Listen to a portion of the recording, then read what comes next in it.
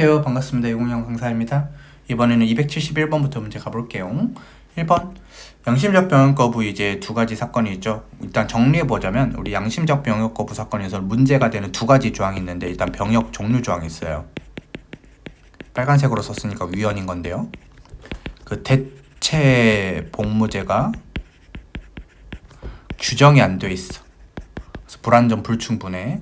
그래서 목, 수, 해 여기서부터 위헌이에요. 목수, 해, 침해처성부터 위반돼서 위헌입니다. 비교했을 때 여러분들 처벌 조항 있죠. 이건 지난 시간에 배웠는데 양심적 병역 거부를 뻥치는 사람들은 처벌해야 됩니다. 그래서 처벌 조항은 합헌 이렇게 여러분들이 정리가 됐어요. 이건 헌법 불합치입니다. 이걸 알려주는 이유가 이 문제를 풀기 위한 지식이 필요해서 그래요. 국가가 1번입니다. 국가가 관리하는 객관적이고 공정한 사전심사 절차와 엄격한 사후 절차를 갖추고 현역 복무와 대체 복무 사이의 복무의 난이도나 기간과 관련해서 형평성을 확보해서 현역 복무를 회피할 요인을 제거한다면 심사의 곤란성과 양심을 빙자한 병역 피해자의 증가 문제를 해결할 수 있다. 대체 복무 제도를 도입하면서도 병역 의무 형평 유지하는 거 가능하다. 그래서 굳이 대체 복무 제도가 없을 필요 없어. 근데 없잖아. 그래서 위헌입니다. 양심적 병역 거부자를 수는 병역 자원의 감소를 농할 정도가 아닙니다. 몇 명 안 될걸? 몇 천 명도 안 될걸? 몇 백 명이면 좀 많을까? 그래서 두 번째 줄 이들을 처벌한다 하더라도 교도소에 가게 되는데 결국 병역 자원으로 활용할 수 없죠. 징역한 사람들이니까.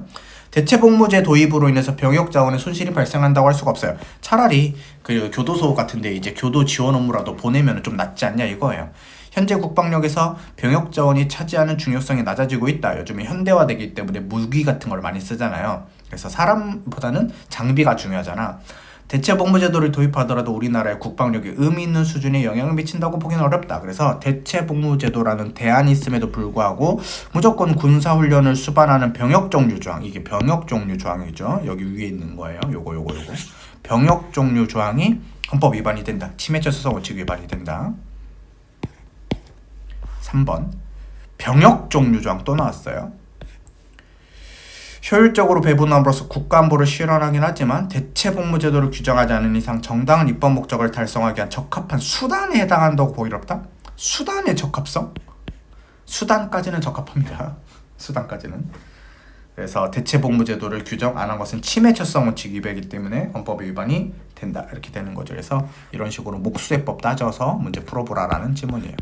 4번 그 병역 종류 조항은 병역의 종류 현역, 예비역, 보충역, 병역 준비역, 전시훈련 다 군사훈련을 받는 것을 전제하고 있기 때문에 그 양심적 병역 거부자들이 보통 이제 그 군사훈련을 받고 싶지 않아 합니다. 그래서 군사훈련을 받지 않고 할 수 있는 일을 좀 찾아주면 좋지 않겠느냐 이렇게 양심적 병역 의무자에게 군사훈련을 강제하는 게 양심과의 충돌이 일으키지 않느냐를 가지고 이렇게 좀 알아야 되는 판례가 되겠죠. 좋습니다. 272번 이른바 양심적 병역 거부는 종교적, 윤리적, 도덕적, 철학적 또는 이와 유사한 동기에서 형성된 양심상 결정을 이유로 집총이나 군사훈련을 수반하는 병역 의무 이행을 거부하는 행위를 말한다.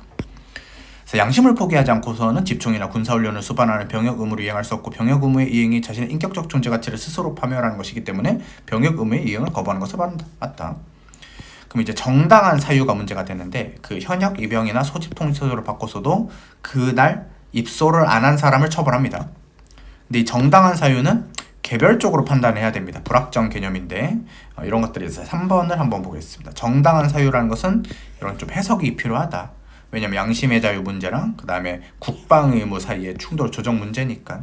그래서 입법자는 두 가치를 양립시킬 수 있는 조화점을 최대한 모색해야 되고 어느 하나의 가치를 후퇴시킬 수밖에 없는 경우에도 좀 적당히 해야 된다. 기본권 제한이 있으니까.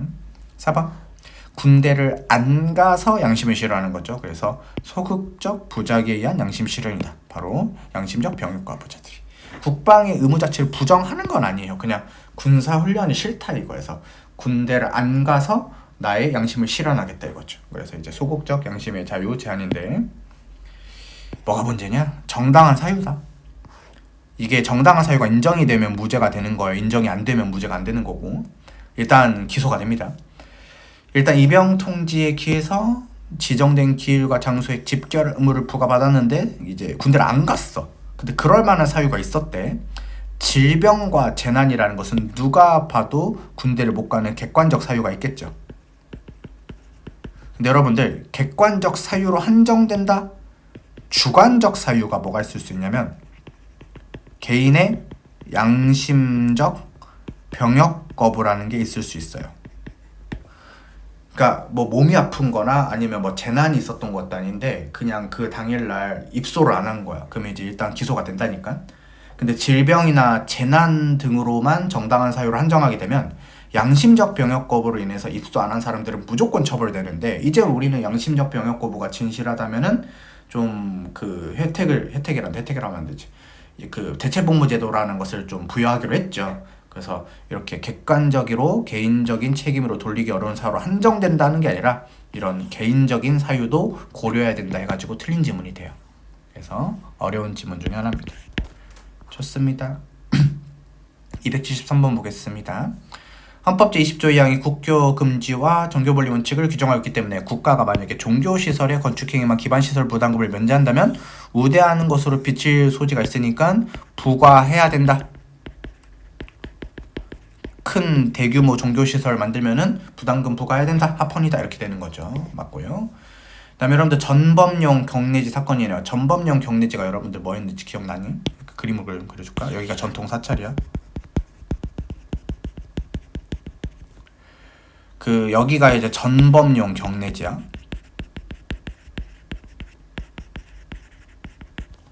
그 여기에 이제 부처님 불상이 보통 이렇게 계세요. 그 다음에 여기 뭐 창고, 그 다음에 뭐 숙소, 뭐 식당 이렇게 되겠죠. 숙소 아니면 뭐 여기 뭐 이제 템플스테이 시설. 그러니까 이렇게 다양한 물건들이 있는데 이게 이제 갑이라는 사람의 소유자입니다. 왜냐하면 전통사찰도 개인이 소유할 수 있어. 여러분들 을이라는 채권자가 있는데 갑이라는 소유자가 돈을 안 갚으니까 여기다가 압류를 막 걸고 싶은 거야. 이런 식으로 압류를. 근데 여기에는 못 걸어요. 왜냐면 이제 아무래도 종교적인 가장 핵심적인 시설이니까 이팔이거든요. 전범용 경내지 건조물들에 대해서 압류를 금지했습니다. 근데 여러분들 오히려 종교를 보장하는 것이지 종교 활동을 하지 못하게 하는 게 아니죠. 그래서 종교의 자유 중에 아무것도 제한이 안 됩니다. 대신 여러분들 그 자기 채권자의 재산의 문제이기 때문에 재산권이 제한될 뿐이에요. 빨간색으로 썼지만 침해는 아닙니다. 그래서 종교의 자유는 제한조차 안 된다 이거죠. 그래서 맞는 지문. 그 다음에 3번 종교장파의 자유는 국민에게 그가 선택한 임의 장소에서 자유롭게 행사할 수 있는 권리까지 보장한다고 볼 수 없다. 맞고요. 4번 미결 수용자에게 일률적으로 종교 행사 참석 불허한 것은 헌법 위반이 되죠. 그래서 4번이 틀린 질문이 되겠다. 네. 다음 274번 우리 종교 교육이나 종교 지도자 양성, 종교의 자유 내용으로 보장이 되겠죠. 근데 여러분들 이게 대학교 기관일 형태를 취할 수가 있어서 뭐 불교 승가대학교라든지 아니면 이제 기독교에서는 총신대 이런 그 목사님을 양성하는 학교들이 많은데 학교라는 형태를 취하고 있거든요. 그러면 교육법상 규제를 받게 되겠죠. 맞고요.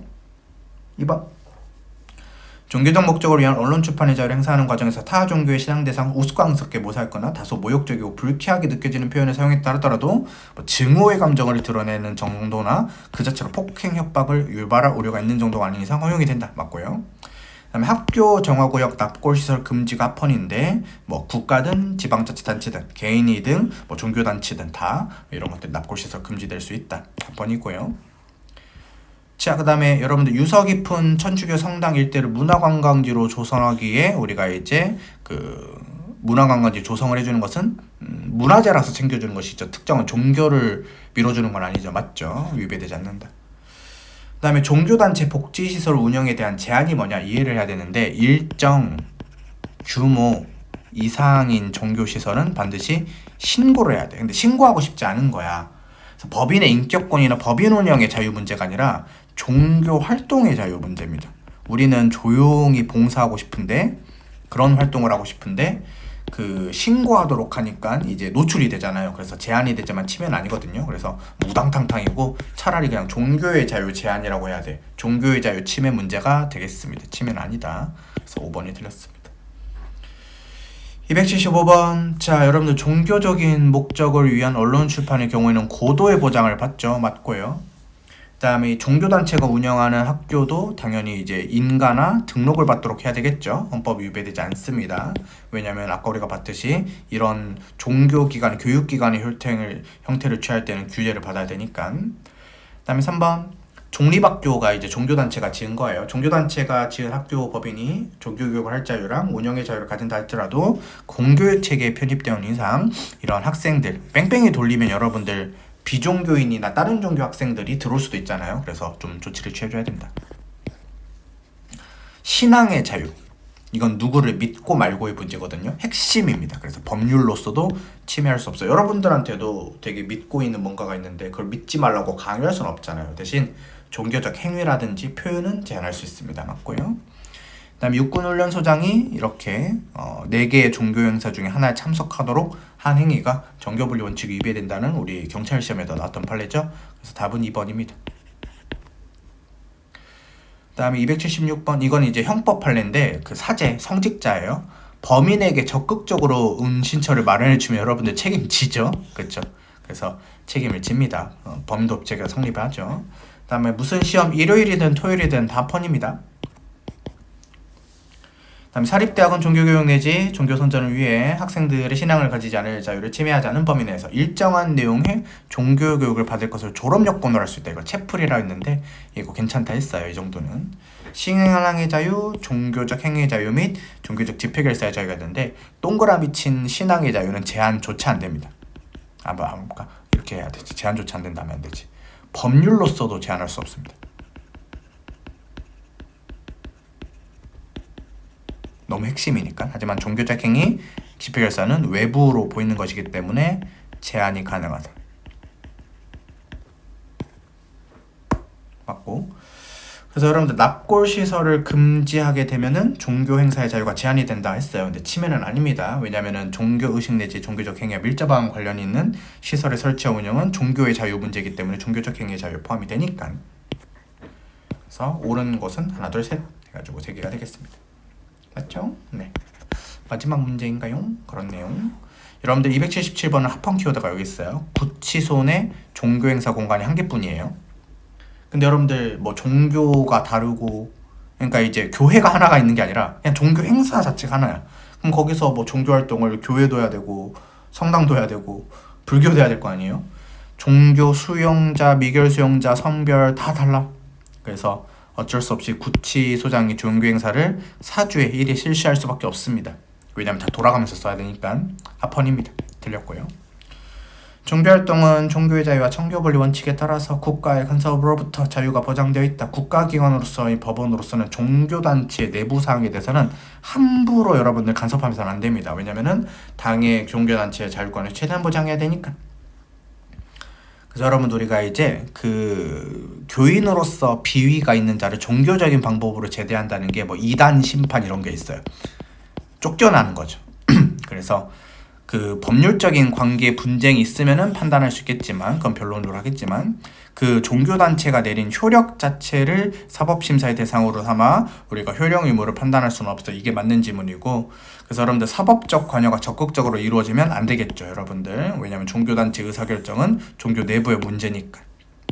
그래서 이것도 틀렸고 정교분리 원칙도 규정이 돼 있고 국교 지정 금지 원칙도 규정이 돼 있어요. 헌법 조문에. 그래서 헌법 조문 물어보니까 2번이 답이 되겠죠. 맞는 지문은 하나밖에 없었습니다. 그럼 여기서 마무리 지을게요. 여러분들 언론 출판의 자유도 문제 많죠. 그래서 다음 시간에 계속 연결해서 볼 수 있도록 하겠습니다. 오늘도 고생 많으셨습니다. 고맙습니다.